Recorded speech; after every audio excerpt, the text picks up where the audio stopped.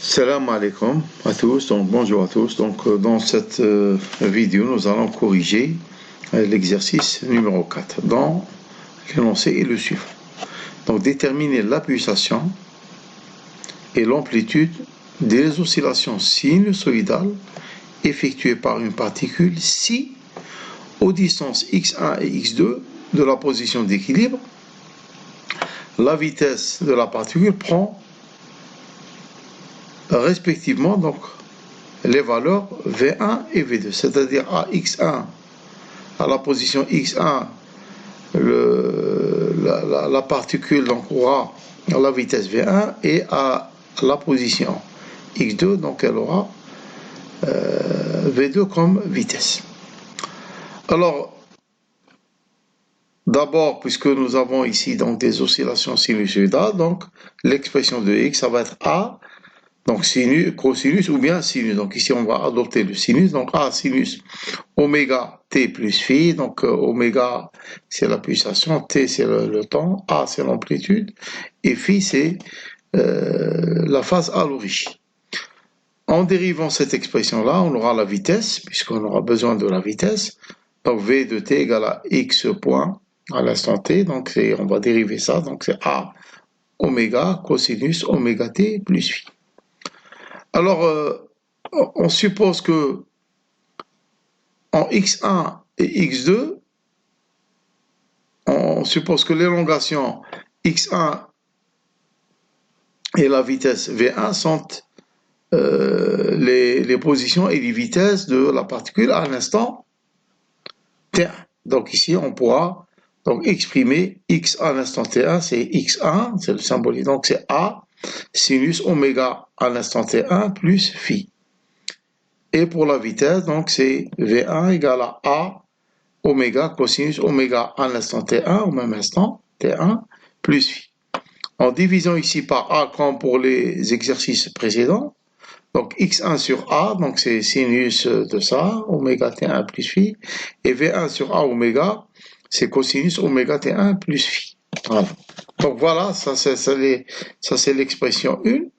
Alors là, on aura la même expression, on va établir la même expression, mais à l'instant t2, qui va nous donner donc x2 sur a égale à sinus oméga t2 plus phi, et ici v2 sur a oméga égale à cosinus oméga de t plus phi. Donc ça va être l'expression 2.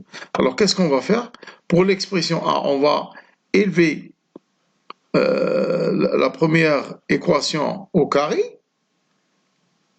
également la deuxième équation au carré, puis on va les rajouter membre à membre.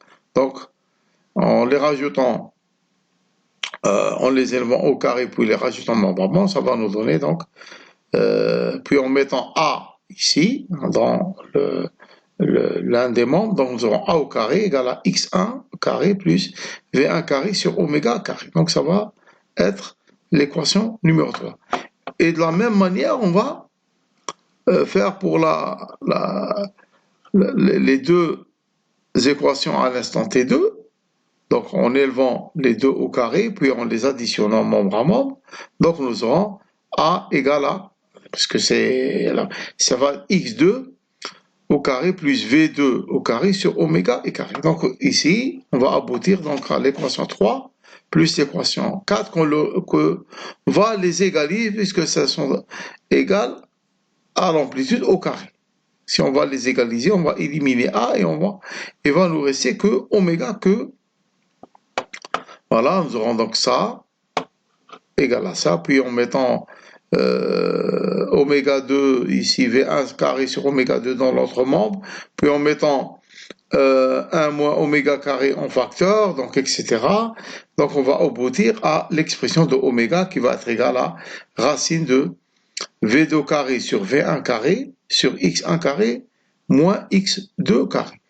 Donc ici, on vient de déterminer donc la pulsation connaissant x1 V1, x2 V2.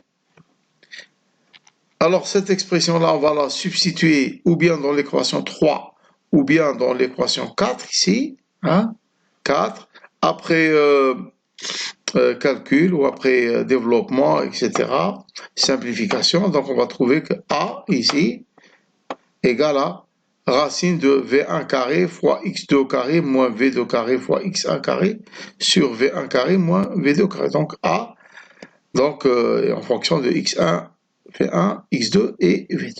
Donc voilà, donc les deux expressions demandées. Donc voilà, donc je vous remercie de votre attention et je vous donne rendez-vous donc pour le cinquième et dernier exercice de la fiche de TD numéro 1.